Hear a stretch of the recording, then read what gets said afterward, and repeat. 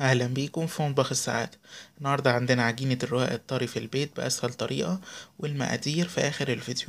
أول حاجة عندنا نص كيلو دقيق بالشكل ده، وبعد كده هنجيب رشة ملح ونحطها على الدقيق ونبتدي نقلبهم كويس قوي مع بعض. وبعد كده هنجيب كوب إلا ربع مية ونحطه على الدقيق، والمية هنا بتختلف من نوع دقيق للتاني، فهنبتدي نعجن ونشوف معانا العجينة لو لمت معانا وبقت خدت القوام المظبوط مش هنحط مية، لو احتاجت تاني هنزود لها. وبنعجنها كويس لمدة 10 دقايق، وفي الاخر ده بيكون شكلها بتكون جامدة شوية وما بتلزقش في الايد نهائي. وبعد كده هنغطيها بكيس بلاستيك بالشكل ده ونسيبها ترتاح لمدة ساعة.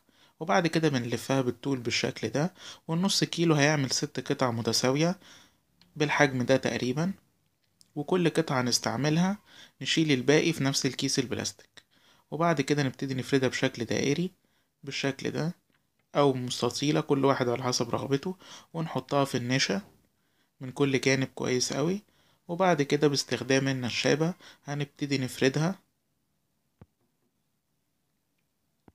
ونفردها بالشكل ده، ونلف العجينة بالشكل ده ونبتدي نفردها برضو على الجانب التاني بالشكل ده. ولو احتاجت نشا تاني نرش عليها شوية نشا ونبتدي نفرد فيها لغاية ما تتفرد معانا بالحجم ده تقريبا، وده بيكون حجمها تقريبا. والتركة المهمة عشان كلهم يطلعوا مقاس واحد، وباستخدام صينية مستطيلة أو مدورة على حسب الرغبة هنبتدي نحطها بالشكل ده على العجينة، ونبتدي باستخدام سكينة حامية نقطع الزوايد. وطبعا الزوايد اللي هتخرج دي مش هنرميها، هنبتدي نشيلها ونحطها على العجينة ونبتدي نعجنها تاني.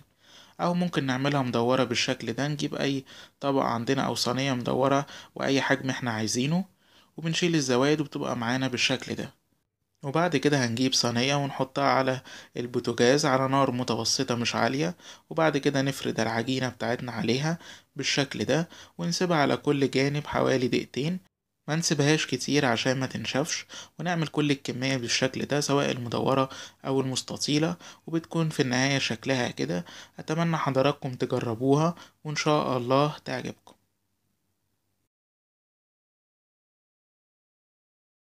بتمنى الفيديو يكون عجب حضراتكم، ولو عجبكم ما تنسوش لايك على الفيديو واشتراك في القناة، وممكن تتابعونا على مواقع التواصل موجودة أمام حضراتكم. وإلى اللقاء إن شاء الله في فيديوهات جديدة على مطبخ السعادة.